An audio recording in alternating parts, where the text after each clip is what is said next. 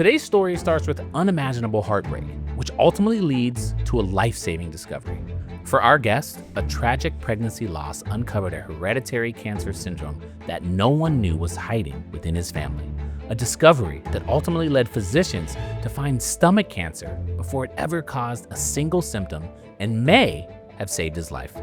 I'm Dr. J. Rutland, and today on the Health Exchange, we're talking with stomach cancer survivor Sidney Raskind about loss, resilience, and how one devastating chapter became the reason he's still here today. Let's get into it.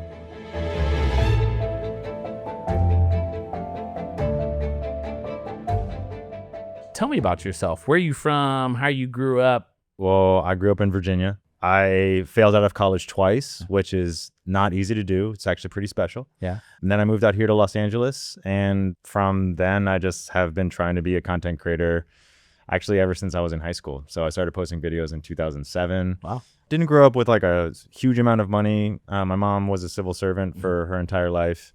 And then Single mom? my mom and dad split up. Mm-hmm. My dad was in but then she remarried when I was in 9th grade, I think. Yeah. And then, they lived together until my mom passed away. But yeah, really my whole life has been content creation and wanting to be a YouTuber and wanting to be famous on the internet. So that's me. I grew up with just a single mom, right? Yeah. My dad was probably similar to yours. Yeah. And one of the things that scares the crap out of me is when my mom, passes away, when she dies, which is going to happen at some point. Yeah. How was that experience for you, especially being 3,000 miles away? It was tough.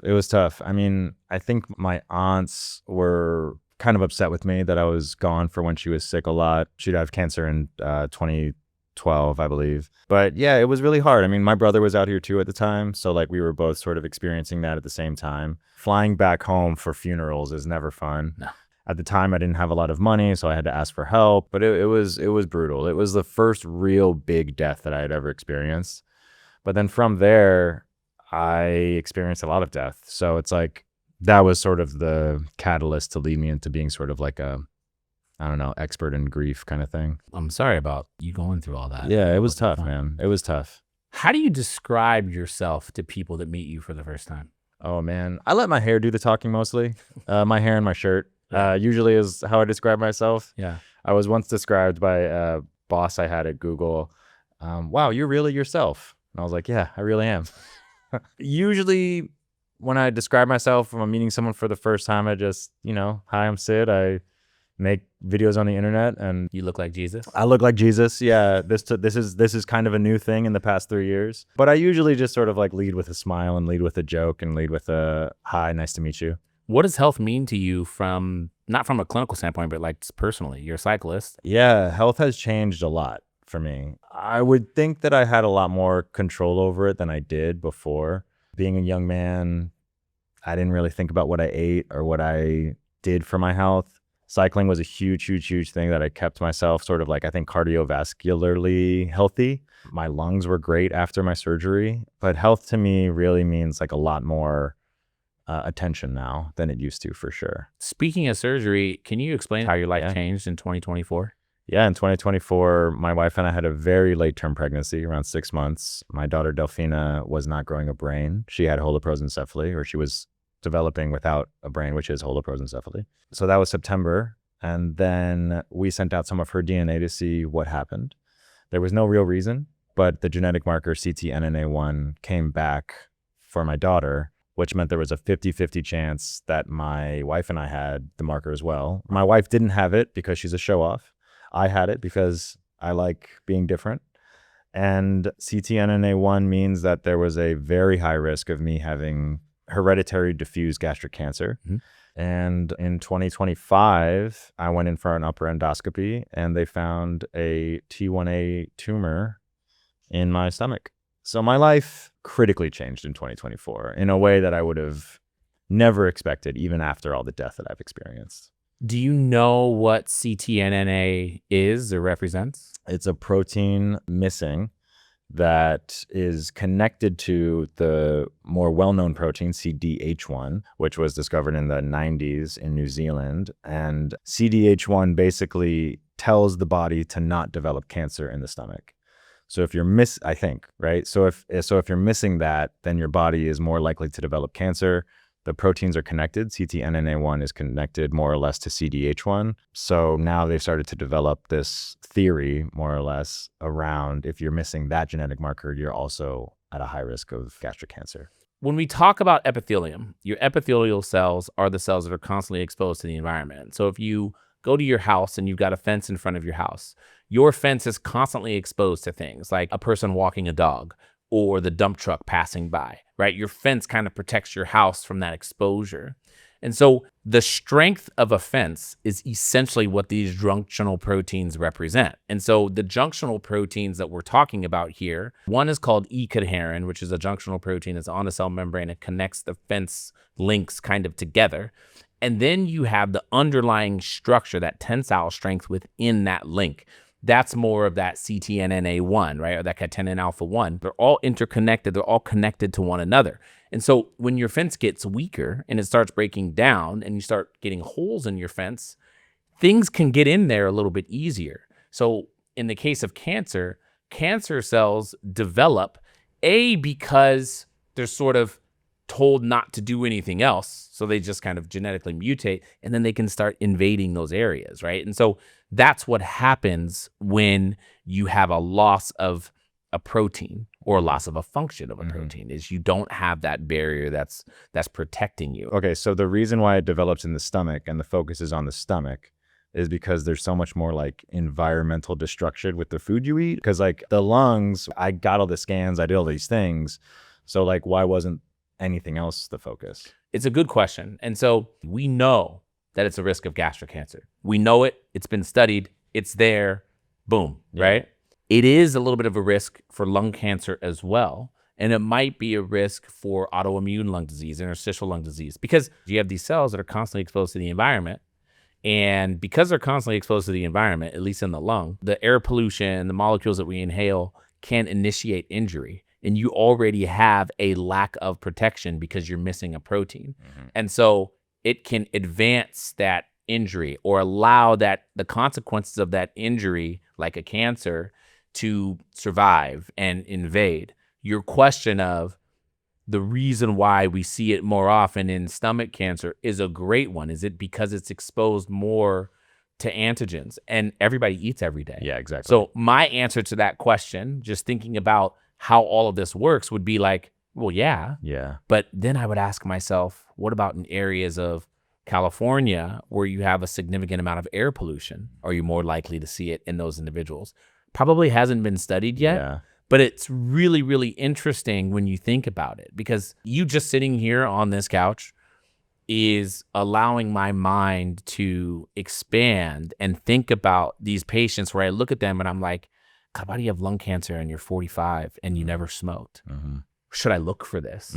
Right? So anyway, it's super interesting. Did you ever hear of ctNNA1? Never. Right? Yeah, it's interesting really quick though. When you look at patients that have lung cancer developed, when I look back on Walter White, I think, oh, you have a gene deletion that causes lung cancer. That's actually what I think of now, which is crazy to me, right? I'm like, dude, if you had gotten a genetic test, you probably would have caught it sooner, right? Like maybe you wouldn't have been Breaking Bad. That's a terrible thing to say because it's a great TV show. But to answer your other question, no, I had never heard of ctNNA1 before. I had never thought of living without a stomach. I had never thought of stomach cancer. I didn't know that you could exist without a stomach. It was crazy. I'm not proud to bring this up, but when you think about your mom had a cancer, right? She had my mom died of lobular breast cancer, which is another risk of ctNNA1 gene deletion. So ctNNA1 is lobular breast cancer for women and gastric cancer. So women get both, but men usually only get stomach. Yeah. So when I lost my daughter, we delivered my daughter. We held her. We, surrendered her. It was really difficult. But in finding out that she had the gene deletion, she actually explained the cancer that my mother had. She explained the cancer that I had. And I think she might have explained why my uncle passed away. Like there's all these like little things that, connected. When I'm talking to my older sister about this, I thought, I was like, nah, there's no way, right? And I said, hey, what kind of cancer did mom have? And she goes, lobular. I went, oh. So that was crazy. That was insane. So that's the kind of cancer my mom had. You mentioned brother and sister, right? Did they get tested too? They got tested. They don't have the deletion. They don't have the deletion. Yeah. So my sister and my brother have a different dad than I do, but we all have the same mom. So there was like a 50-50 chance for them too. Yeah. But yeah, they didn't have the deletion. Anencephaly, doesn't have a brain. You know that once the child's delivered, it's moving from this stage of life to the next stage of life. The emotions of experiencing childbirth, knowing that your child's moving to the next stage of life right away. What was that experience like? We were living in Virginia at the time, and we took a road trip 2 weeks across the country back here in California. And so we went for the 20-week scan late. They didn't really do this in Virginia. I don't know why, but they didn't really do like a full scan because the first pregnancy went so well. So why would there be any reason for it? You'd already had a child. Yeah. So my first daughter is almost 4. So at the time when we lost Delphina, she was almost going to be 2. So when we realized and learned that we wouldn't be having that second child the way we thought we were going to, it was devastating. I mean, we were that because like you don't go through the motions of death that early on. Like usually you have the baby shower, you have the, hey, here's the name, and oh, here's what grandma thinks of the name, and oh, here's boy or girl, exactly. So we already knew it was a little girl. We already were like talking to her. We were all doing all the things that you do for a healthy pregnancy. So then the timeline was pruned, it was crushed, it was destroyed, and it was really difficult. It was horrible. And then followed by the way, I have cancer, which was just like, so you punch to the chest, punch to the stomach. Yeah, you're investigating your daughter and why she doesn't have a brain. They noticed some genetics. And then did the physician come to you, or did the genetic counselor come to you? Counselor, yeah. Genetic counselor said you need to get tested. Yeah, the genetic counselor called and she goes, I have something really exciting to tell you. And I was like, how huh? She said it? Yeah, I mean, she's a geneticist, so it's like, right. So she's discovered something that might save my life, right? Yeah. So she said, like, this is really exciting. And I was like, would we say exciting? Yeah, over the phone? She's a good person. She's just very excited about genetics. And so when she told us this, I was just like, that's crazy. Like, what are you talking about? I was like, there's no way. And at the time we were like, oh, there's a 70% chance increase. So we didn't think that it was a 70% chance. We thought it was like an increase of 0.01% by 70%, right? So we were like, okay, is that 0.15 or whatever it is, right? And I was like, no, it's 70% that you have gastric cancer. I was like, oh, okay. How many days after your daughter? We surrendered my daughter. We got the genetic test back about 2 weeks. And then we sent out our DNA about a day later. So it was probably like a month later. So we're talking within 28 to 30 days. Yeah. You've gone through the emotions of losing your daughter. Yeah. Finding out that there was a genetic condition attached to her loss, which is why she passed away. Yeah. Well, actually, it's not the reason she passed away. She passed away because of the just like wasn't growing a brain. Wasn't growing a brain. Yes. Yeah. Right. So it's like that was the other really confusing thing, because we tried to understand it like, wait, so she has this deletion, but it has nothing to do with why she wasn't growing her brain. Right. That was really hard for me to understand, because I thought the DNA test is supposed to tell you why something bad happens, but it didn't have anything to do with it. It's super weird. When you read about it, like, that's a tough one, because the way that the protein works, because it attaches to actin, and actin is the molecule that allows some of your cells to move around. And when you think about embryology and the cells kind of moving to the right space to be able to develop, in my head, I'm kind of like, well, okay, I guess that can make some sense. It can contribute to, I'm sure it's not the sole reason, but okay. So you have that, and then you're like, oh, wow, now me. Yeah. So my like, wife, really. My wife was going through some hard times. So I was going to get to that, but you just arrived there. So it's like your wife loses her baby and is now thinking about the possibility of losing her husband. Yeah. Were you more concerned about your wife's feelings than your own at that time? Or how did you process that? We really sort of like took it day by day, because I didn't actually know I got cancer until late March 2025. So we kind of were living in this suspension of disbelief, not allowing that truth to exist until it did exist, because we had already been through something horrible. So we were kind of like, all right, because like they were like, oh, get the endoscopy when you can, like you'll get it in the first quarter of 25, like you'll be good. I'm like, okay. So we didn't really have any understanding of it until the endoscopy happened. So you waited for several months and then you get an upper endoscopy. Mm-hmm. Tell me about that. The upper endoscopy was done at City of Hope here in Los Angeles in Duarte, which is a great hospital. All they do is cancer. So it was like really great to be there. I go in there, it's in and out same day, nothing crazy. They biopsied. I think they took 12 biopsies. Mm-hmm. And the gastroenterologist came to check on me after the surgery. It went great, he said. Didn't see any issues, no inflammation, no nothing. And 11 out of 12 were fine. And then one of them was 1.7 millimeters found. And that's when I had the confirmation of a stage T1A tumor. So tumor 1A is what T1A means, which I didn't know. So yeah, then he called me and he goes, my wife and I will never forget that call. I got this call from Dr. Itos and he goes, hey man, hate to tell you this, but you have cancer. And it was just incredibly defining. It was just like, what do you mean? What are the next steps? And we just went all in, but it was horrible. And the issue about the gastric cancer associated with your genetic abnormality or genetic not normal. I hate saying abnormality. It is abnormal, right? Is, it is. yeah. You should have a protein there that protects you against cancer. That's really what your body does best. Yeah, it is very subtle. Mm-hmm. Like these little cancers, because the epithelium is not as strong, the cells have the opportunity to invade in many different pockets. Yeah, especially in the stomach. Yeah. And so usually when you identify this kind of cancer, it's like stage 3, 4, like patients on death's door. Yeah. As opposed to identifying it the way in which it was identified in you. And it sucks that you went through all of those things. Yeah. But like having the genetics and then identifying it, even on that biopsy, because if you can imagine, if you took 12 random biopsies and he didn't see it. No, exactly.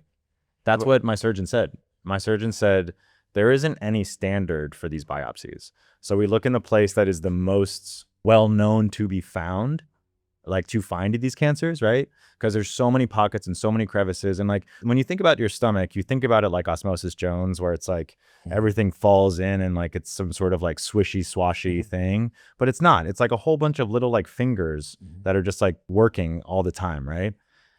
And then dissolving things to move on to the intestines. So all of these little pockets can hide cancer very easily. So the 12 biopsies are just like, hope we find it. Yes. And that's crazy to me. And she goes, he took 12, but you could have taken 100 and not found any. Yes. And that's insane. Yeah. So the fact that they found it was crazy. Yeah, because when he was looking inside, what he told you was like, hey, dude, I didn't see anything abnormal. Yeah, exactly. Because you guys, when you're looking at tissue from the inside of the body, and again, I've looked at it, on the inside of the lung, is like, it has this characteristic appearance, and you're like, okay, that looks normal tissue. Yeah. Sometimes you know when it's inflamed. Most of the time, you really don't. Yep. And so it's just like he literally is randomly just taking bites. You take the biopsy forceps, and you're like, I'm going to go here, boom, take a piece. Oh, I'm going to go there, boom, take a piece. Oh, I'm going to go there, boom, take a piece. He did that 12 random times, 1 out of 12. Yeah, it was crazy. And then I went in for another one, which was where they blow up your stomach to see if it has any like tension in it, to see if it is like a higher stage cancer. And even that guy too, he was like, oh yeah, your stomach's great. I was like, awesome, but there is cancer in there. Right. Because they want to see how much of the muscle it's overtaking. Exactly. Right? Because the hereditary diffuse gastric cancer, the diffuse part is the important part. Yeah. And it's not diffuse with a D, it's diffuse. Yeah. And that was also hard for me to understand. But it sits in a lot of different places, and then it kind of like crystallizes your stomach and like stops it from working. Makes and it stiff. Exactly. It connects it all, and they all connect together to kill you. And that's why people have terrible stomach issues, throw up, can't eat, heartburn. And you had none of that. I had heartburn, but that was because of a hiatal hernia that I probably developed because I was drinking too much, and I was drinking too much coffee. Drinking too much alcohol and too much coffee? Yeah. We've mentioned how difficult it is to detect this hereditary gastric cancer. Yeah. Almost the best way is through genetics. Absolutely. And knowing the risk. Absolutely. If I were to ask you to explain genetics kind of and what it means and represents, how has that changed for you now? I don't see any other way to catch cancer early besides genetic testing. So for me, I became an advocate for genetic testing and cancer testing and early stage genetic counseling, right? It is becoming more available. We actually got it pretty easily once we found out that my daughter had it. So like ours was pretty much covered by insurance. But it is becoming more widely accessible and more common. I would see it as like such an important thing. Like if my mother had had genetic testing, I don't know if she would have done it, but if she had done it, she would have known that she has a very high risk of lobular breast cancer. She wouldn't have found it at stage 4 metastasis, right? Like I don't see any other way to catch cancer early besides genetic testing.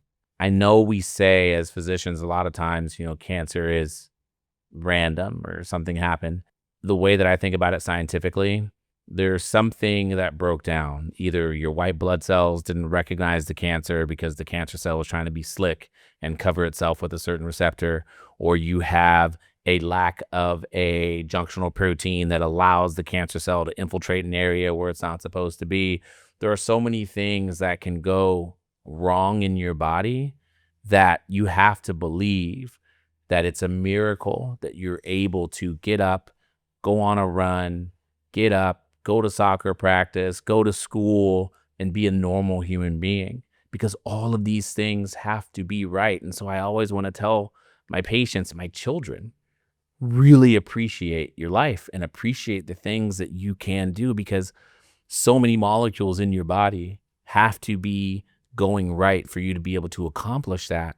And there are individuals that didn't have those things and had some abnormalities that led to morbidity or mortality and the anxiousness that's associated with it. It's wild. So I know the diagnosis for you was a lot, as you said, but when you're making the decision through a genetic counselor discovery and conversation with your wife to have a therapy and to have your stomach removed, what was that like? My wife and I are very much like accepting of timeline people, and we accepted the reality of not having a stomach very quickly.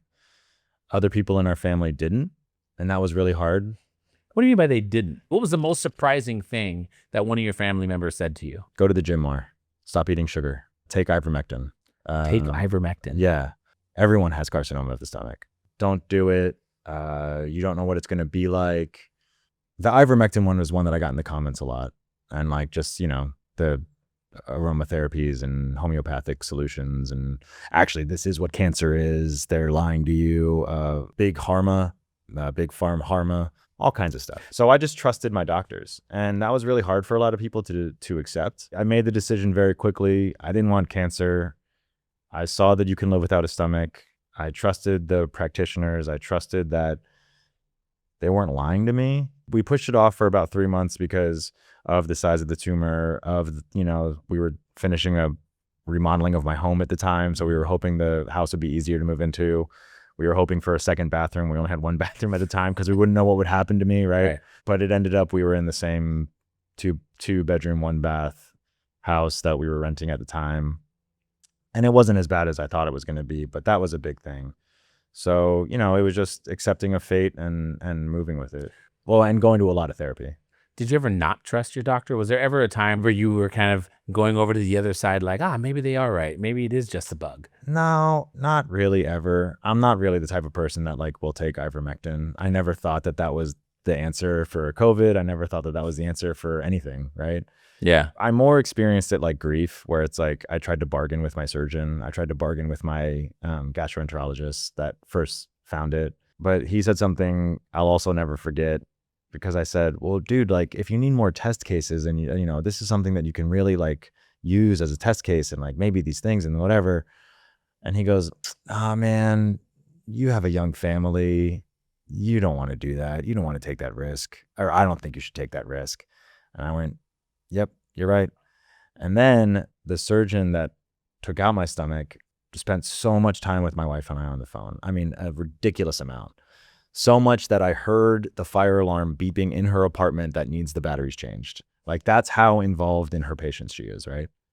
And after about 3 or 4 hour conversations, I went, so what you're telling me is you do not with cancer.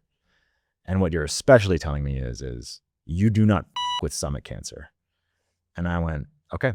And she went, absolutely. You do not with stomach cancer. And I went, all right, cool. And like she sees it all the time at stage 3, stage 4. She sees it all the time. People walk in. Like one of the first things she says is, this is not how you find this. You are very lucky. This is crazy. There was conversation, second opinions from other, CDH1, ctNNA1 experts around the country who said like, nobody knows how long you can survive with this. Nobody knows how long this, how long it'll take to actually encase your stomach, blah, blah, blah, blah. I was like, but you're telling me that at some point down the line, my stomach will be dying and I can't live with that. Like can't live at that stage. But right now, if I just take the stomach out, I won't have chemo. I won't have, any of that stuff. So I just decided to do it. And you had a total gastrectomy. Yes. And total, not total. gastric sleeve. Total. Tell the audience what that is. A total gastrectomy is when they completely remove your stomach. Ectomy is take out. Gastro is stomach. Total gastrectomy, which is how I learned what a vasectomy was. Oh, wow. They just take out your vas deferens. That's it. You got it right. Easy. So it's like, oh, okay, got vasectomy. You take out your vas deferens. Copy. Normally in the GI tract, right? You have your mouth. Yep. You swallow, goes into your esophagus. Your stomach then collects the food, starts to break it down with acid, pushes it down to the duodenum, which does most of the absorption of the nutrients. That's part of the small intestine. Then it goes to the jejunum, another part of the small intestine. And then to the ileum, another part of the small intestine. Then it goes into the colon. And colon essentially absorbs all the water, and then you take a right? I mean, that's basically which is why you actually need to hydrate more, right? Because the more you hydrate, the easier it is to get stuff down. Correct. Yeah. Exactly. Right. It's one of the reasons why you need one to of the hydrate.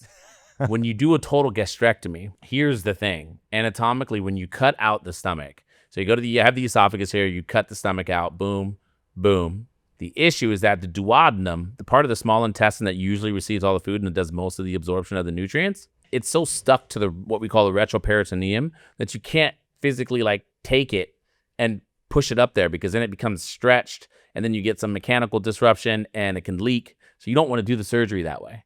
So what they do is they leave the duodenum where it is. It's also connected to the bile duct and the liver a little bit. They leave it where it is, and they take the jejunum. They cut a piece of jejunum, which is small intestine too. They connect that to the esophagus. And they cut another piece of jejunum to connect more jejunum together. We call it a jejunostomy, to connect more jejunum together. The juices from the pancreas and from the bile will spill into the small intestine and travel down to the jejunum to break down some of the things that he's eating. But because it's jejunum connected directly to the esophagus, he probably has to eat small, frequent meals. Mm-hmm. Tell us exactly. about that. So last year I celebrated independence from cancer. This year I celebrated a year of independence without my stomach, right? Yeah. The hardest thing for me has been that pacing. And I would actually say even more hard for me was drinking water, because now there's no like vessel for the water to go in and sit and then move on. Yeah. And the way that my system works is like, it's just so straight down and then makes a hard turn somewhere. I think it goes to the left. Yeah.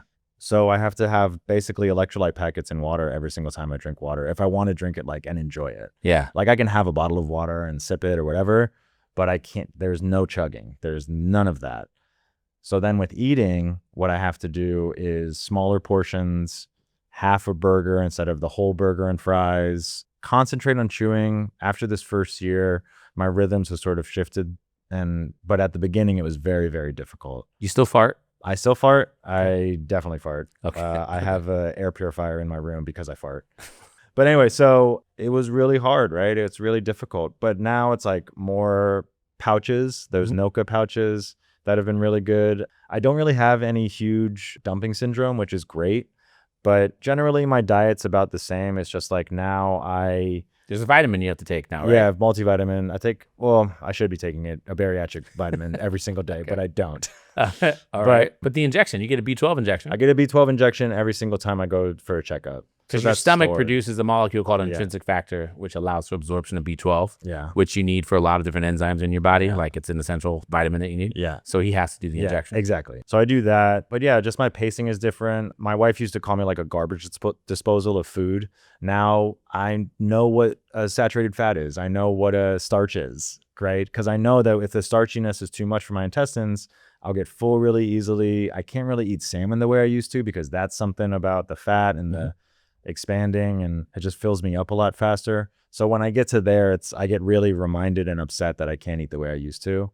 But at least I know what's going in my body a little bit more. What food do you miss the most? Probably like just a big bowl of pasta or a big steak, or going to buffets and actually really being able to enjoy the buffet experience. I went to Vegas before I got my stomach removed. First time, last time. You're like, I'm going to Vegas. Yeah. I'm going to a buffet. Yeah, exactly. Yeah. I had never been to Vegas before, and I knew that I had to experience Vegas and the buffets in Vegas before I had my stomach removed. So I did that, and it was great. Yeah. So I would say that people think that you can't survive without a stomach because where does the food go? Where does the stomach acid go? But it's all so much more. Your body figures it out. Yeah, it's weird. It's crazy, actually.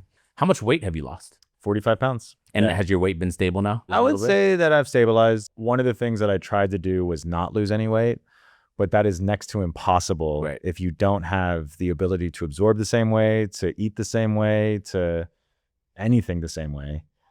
So when I basically started losing weight, I went in at 200 pounds because I had had fun with my stomach, and I left the hospital at 187. Then it was like a very slow, gradual loss.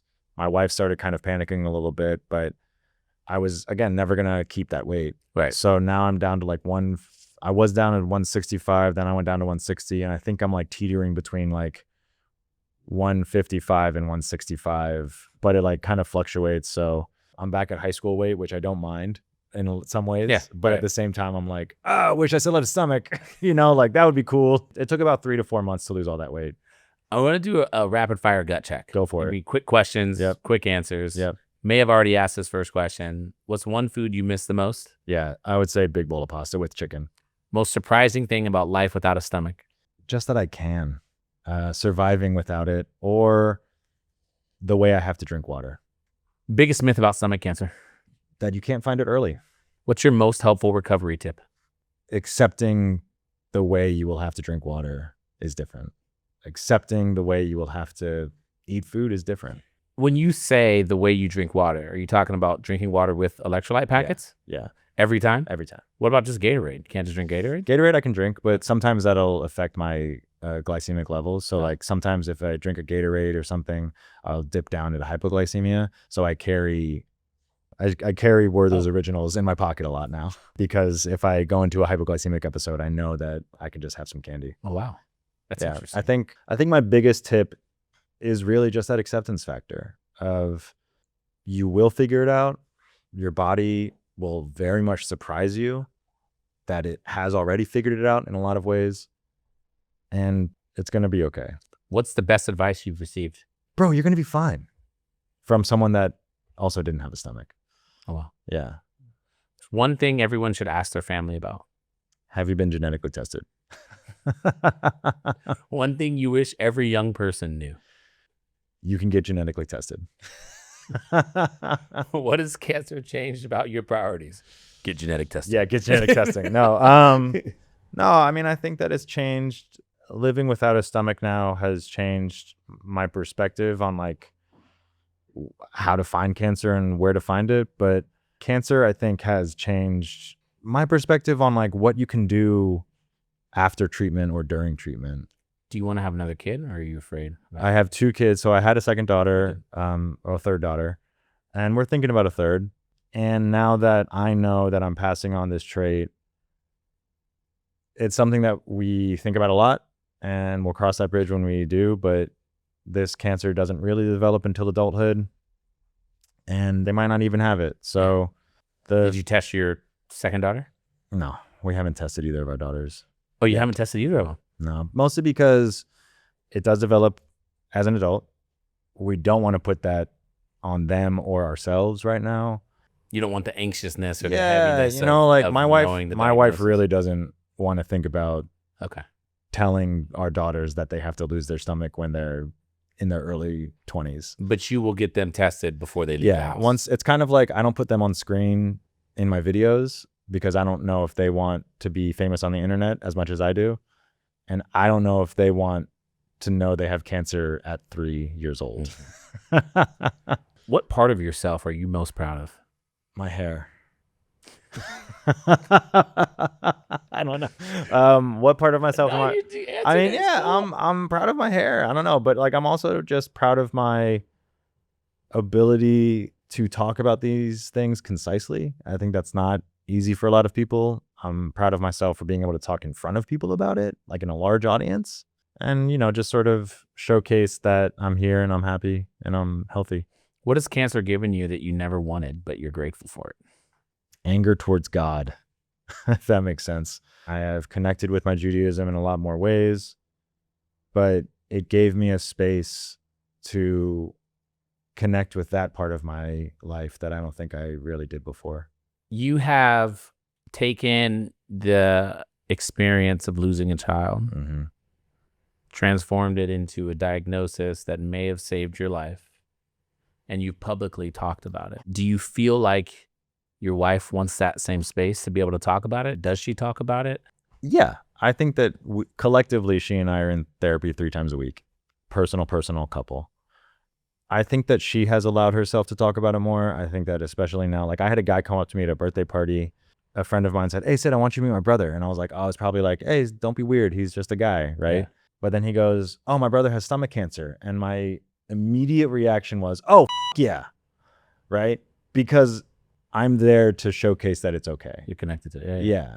And I think that is probably the biggest thing. But my wife was also there. My wife was also able to like talk his wife down. And I think that that's been really helpful and important for us.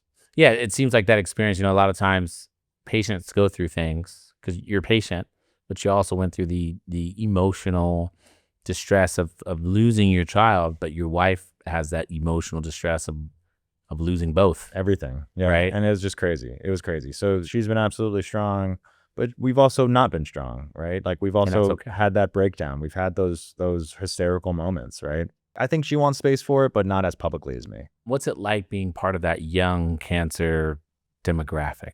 When you see me, you don't see a person with cancer.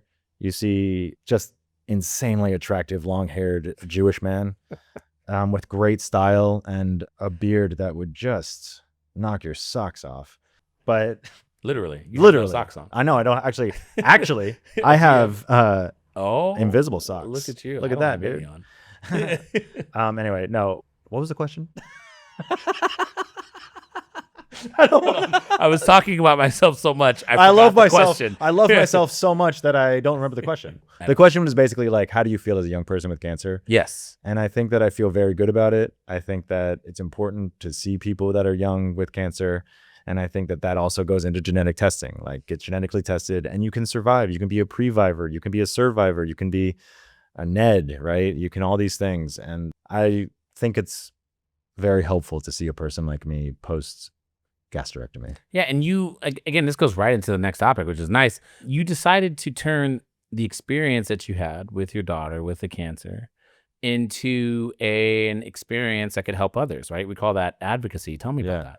Yeah. I didn't realize I was becoming an advocate until after I posted a few videos. I decided to do it because I had been through so much trauma, through so much death.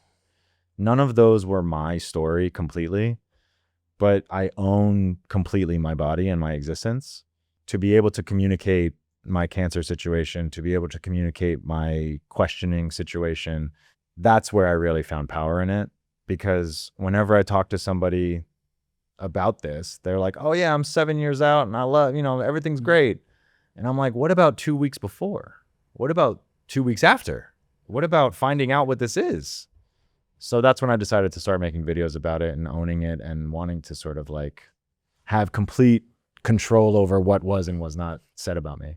So my question is, more or less, you clearly have said, I moved to LA. I wanted to be a creator. I wanted to make videos before all of this happened. Then all of this happens. Yeah. Did you ever look up towards the sky and God and say, listen, I wanted this. I wanted to be an advocate. I wanted this attention, but not like this. Absolutely. Absolutely. Tell me what it was like the first time you were like, dude, what the hell? In my insane way, right? Because this is what I've always wanted. I was already successful on the internet. I was already a full-time creator. And then when I got this diagnosis and I posted a few videos, even before that, I was like, God, Mm-hmm. I don't really have a choice in this. Mm-hmm. And it was one of those things where I was like, okay, great. Thanks, God. Like, I never had a reason in my mind to post longer videos because nobody really had like a kernel. I never had a kernel of like story or interesting factoid niche really to like have people pull through the video. But a guy without a stomach is pretty interesting. So when I was like thinking about it, I was like, that's pretty cool. That's interesting content. Mm-hmm. Because I'll watch a guy eat without a stomach all day. I didn't even know you could do that. So to me, it was like sort of like God saying like, well, you asked for it. Yeah. You know, like. So you looked at it as like a reason to document everything. So it wasn't Absolutely. like you were scared No. and being vulnerable. It was like, I was kind of searching for something Absolutely. to allow people to go a little bit deeper and watch a Yeah. little bit longer. Because I never talked enough about what it's like to lose 3 parents before 30. Mm-hmm. I never talked about what it was like to have father that was abusive in all the ways, right? Mm-hmm. Because those are not my stories completely, right? But when cancer came up and it was my body and my existence and my story, it gave me a reason more to create long form. Like I was vlogging as a kid in college, Right. without anything. Right. So this was sort of like, I had been sort of training for this my whole life to like be able to be comfortable enough to post that video, to reply to comments, to understand those DMs and all of these things. So it was kind of like I didn't have a choice. What were the responses you received first when you started putting out more of that long form, really educational content? The video that did the best, in my opinion, was the one where I explained how to live without a stomach. And I just took a paper towel tube and I was like, so I'm just going to be a tube now and it's just going to go down. And that's how I eat. I eat less. And I held a bowl and I was like, this is what your esophagus is. And I put a paper towel holder and I put goldfish down it and the goldfish hit the bowl. And then I moved it onto the intestines. Right. And then I was like, but now I take away the bowl and now I just eat like this more. I chew more, I eat less, more frequently. That was just really interesting to people. And, you know, then the response was beautiful. Obviously, the more I posted about it, the more ivermectins I got. One guy on Threads said, your content was not interesting, your videos weren't interesting, and now you have cancer and now your videos are interesting again. And I bet you're really happy about that because your videos sucked before. How did you feel about that? I said, yeah, you're right. Did you really? Yeah, absolutely. I was like, you think I don't know this? You think I don't know that I'm standing in front of the mirror almost every day, critiquing my videos, understanding that I'm in a niche that is a waffling derivative content format that is hard to hang on to, that is easily copied. And now I have cancer and now I'm posting about it. And I'm kind of like, okay, great. I have something to talk about now. Like, so I was like, yeah, no, dude, I know. Like, I don't think you can be in a position like we're in and not understand wholly what you're doing. I was pissed about it, but I posted on stories and everyone came to my defense, which was I mean, your authenticity was real, right? Yeah, I mean, that's what it exactly. was. It was like an authentic, objective, correct response. Yeah, like, absolutely. Yep, you're right. Yeah, absolutely. You're totally right. What's one thing, as we close out, what's one thing you most want the people listening today to walk away with? It's possible to survive without a stomach. It's possible to live without a stomach and get genetic testing. What a story. Sidney, where do we find you? All over the internet, SidneyRaz, Sidney Raz, everywhere, which is so great. Thanks for coming. Thanks Absolutely. for watching. Thanks for listening, everybody. We're on Instagram at The Health Exchange Podcast, Apple, Spotify, YouTube, iHeart, all the things. Get us everywhere you get your podcasts. Again, we're on every Thursday at 6 a.m. Pacific, 9 a.m. Eastern Time. We'll see you next Thursday.